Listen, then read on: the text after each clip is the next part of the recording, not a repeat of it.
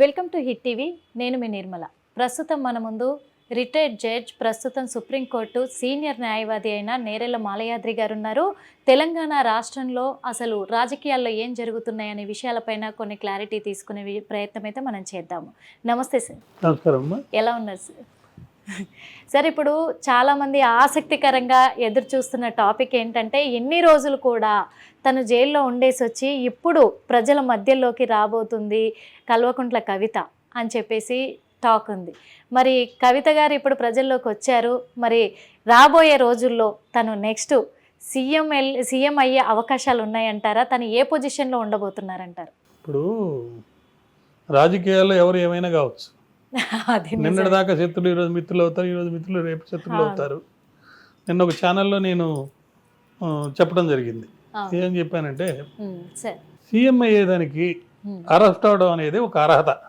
అవును సార్, అందుకే ఎవిడెన్స్ ప్రకారం అందరికి అదే డౌట్ క్రియేట్ అవుతుంది. ఇప్పుడు రేవంత్ రెడ్డి గారు కానీ, చంద్రబాబు నాయుడు గారు కానీ, లేకపోతే ఆయన పేరేంటి జగన్ రెడ్డి గారు కానీ, ఇంకా చాలా మంది అరెస్ట్ అయిన తర్వాత వాళ్ళు సీఎంలు అయ్యారు.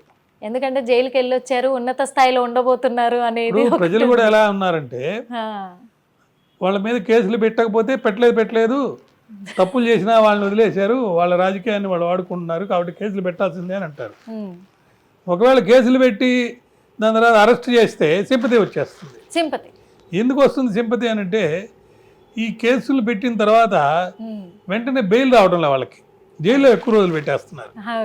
ఆ జైల్లో ఉన్నప్పుడు ఒక వ్యక్తి బయట ఉన్నప్పుడు ఇంత ఉన్నతంగా ఉన్న వ్యక్తిని ఇలా లోపల పెట్టారు, మరి ఇన్ని రోజులు మీరు ఎందుకు దాని మీద తగు చర్యలు తీసుకోవడం లేదు? ఇప్పుడు ఆమె 5 నెలల చిల్లర ఉండింది. అట్లా అక్కడ సిసోడియా గారు సుమారు 1 year అండ్ యాడ్ ఉన్నాడు. అన్ని రోజులు ఎందుకు ట్రయల్ జరగకుండా అన్ని రోజులు ఎందుకు పెట్టాలి?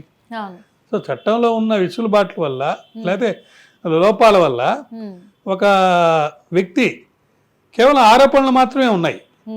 ఆరోపణలు ఉన్న వ్యక్తిని ఎక్కువ రోజులు మీరు జైల్లో పెడితే ప్రజల్లో ఆటోమేటిక్గా సింపతి అనేది వస్తుంది. మరి ఇప్పుడున్న రాజకీయాల్లో, తెలంగాణ రాజకీయాల్లో ప్రస్తుతం బీఆర్ఎస్ పార్టీకి ఒక సమర్థమైన నాయకుడు, కేసీఆర్ని మరిపించే నాయకుడు కావాలి. కేసీఆర్ని మరిపించే నాయకుల్లో కేటీఆర్కి ఆ స్థానం ఉందా లేదనేది ప్రజలు ఆలోచిస్తారు. మరి నమ్మకమైన వ్యక్తి, ఒక స్త్రీ, తెలంగాణ జాగృతి పేరుతోటి ఎంతో ఉన్నతంగా సంస్కృతి కోసం పాటుపడిన వ్యక్తి. ఈ కేసులు అంటారా, ఈ రుజువు అవుతాయని నాకైతే నమ్మకం లేదు. ఈ లిక్కర్ కేసులో ఎక్కడెక్కడో ఏవో తిప్పారు, తప్పు చేశారా లేదా అది మనకు తెలియదు. కానీ చట్టరీత్యా ఆ అమ్మాయికి ఉన్నటువంటి బ్యాంక్ అకౌంట్లోకి ₹1 కూడా దీనికి సంబంధించిన మనీ వెళ్ళినట్టుగా ఎక్కడా కనపడటం లేదు. కొంత ప్రాపర్టీ, ఏదో ల్యాండ్ ప్రాపర్టీ సేల్ చేసినట్టుగా కొన్ని డాక్యుమెంట్స్ కనపడతాయి. అంత మాత్రానే దాన్ని కనెక్ట్ చేయాలి కదా ఈ కేసుకి. కనెక్ట్ చేసి ప్రూవ్ చేసి దీంట్లో శిక్షలు అనేవి పడే అంటే అది అవుతుందా లేదా అనేది నమ్మకం లేని పరిస్థితి.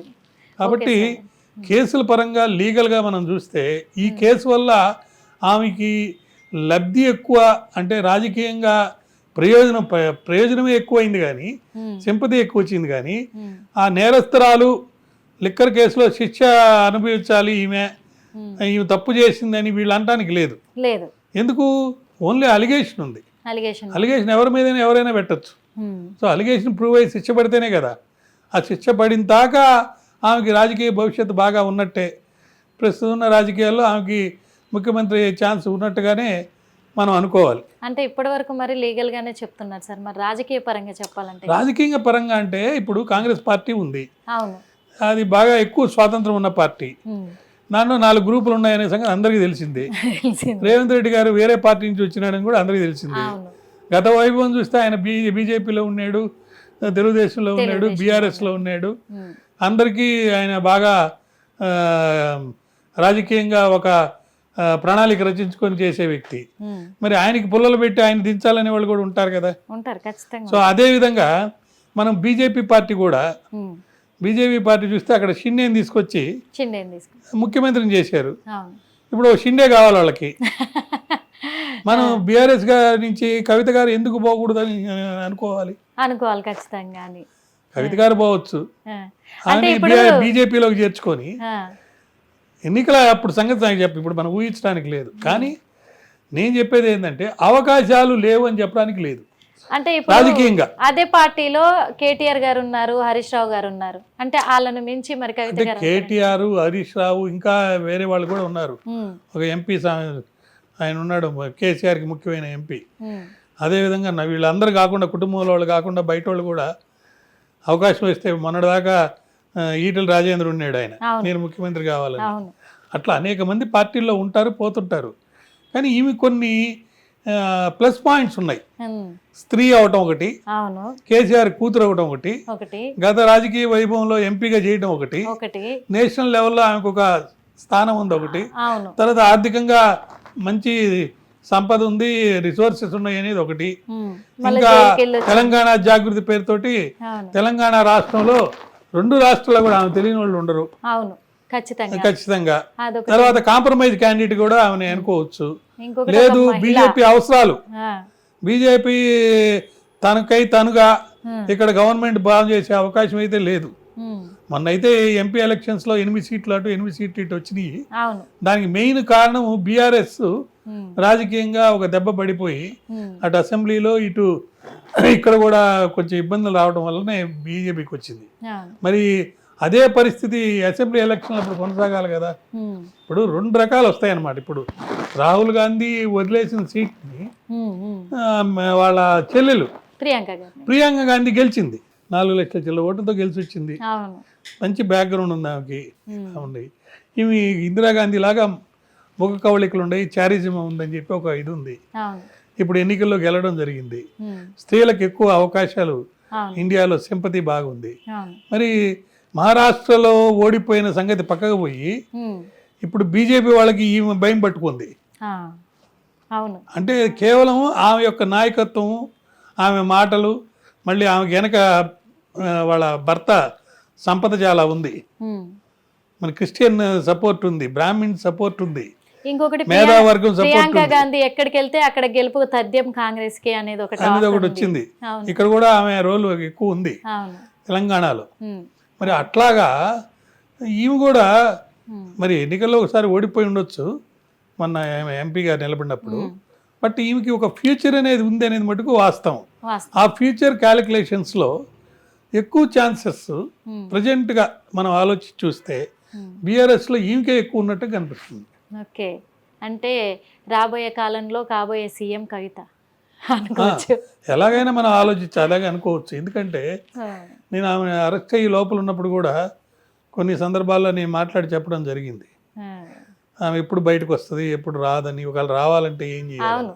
సరే, ఇప్పుడు అదే కవిత మరి ఎంతసేపు ఉన్నా మోదీ ఆదాని వైపేనా అనే కొన్ని వ్యాఖ్యలు చేస్తుంది. అంటే ఇది ఎటువైపు దారి తీయబోతుంది? ఇప్పుడు ఆదానీ గారి మీద చాలా సీరియస్ ఎలిగేషన్స్ వచ్చినాయి. ఉమ్, వాటిలో 2 ప్రధానమైనవి.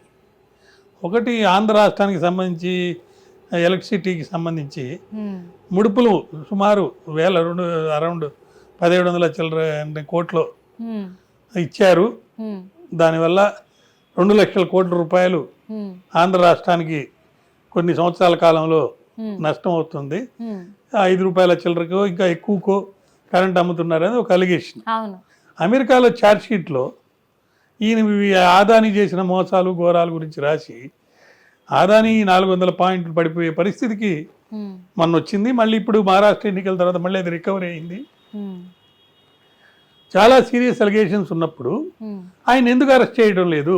ఉమ్, అదే ప్రతిపక్షంలో ఉన్న కవిత లాంటి వాళ్ళ మీద అయితే ఆధారాలు క్లారిటీ లేకపోయినా కూడా ఉమ్, మనీష్ సిసోడియా డైరెక్ట్గా డబ్బులు తీసుకొని అతను లబ్ధి పొందాడు అనేటట్టుగా ఎక్కడా లేదు.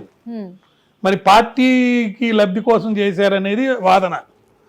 మరి పార్టీని కూడా ముద్దాయిం చేసి, ఉమ్, మన చట్ట ప్రకారం ఏ పార్టీని కూడా ముద్దాయిం చేయడానికి లేదు. ఉమ్, కానీ ఆ కేసులో పొలిటికల్ పార్టీ ఆమ్ ఆద్మీ పార్టీని కూడా ముద్దాయిం చేసి అంత తీవ్రమైన చర్య తీసుకొని 2 సంవత్సరాల లోపల పెట్టి ఈమెను అరెస్ట్ చేసి ఈమెను 5 నెలలు లోపల పెట్టారే.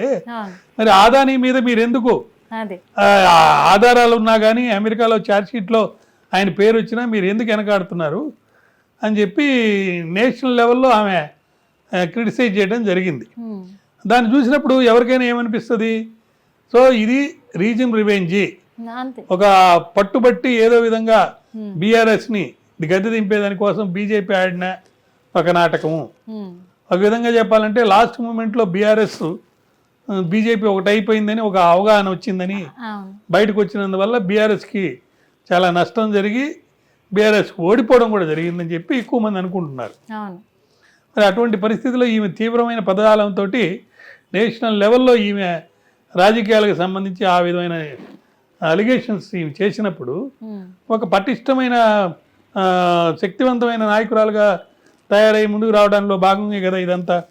తర్వాత మళ్ళీ ఎక్కడో హాస్పిటల్కి వెళ్ళటం, బాధితులు పరామర్శించడం, ఇవన్నీ కూడా రాజకీయంగా సామాజికంగా మళ్ళా కుటుంబ పరిపాలన కాదు ఇది.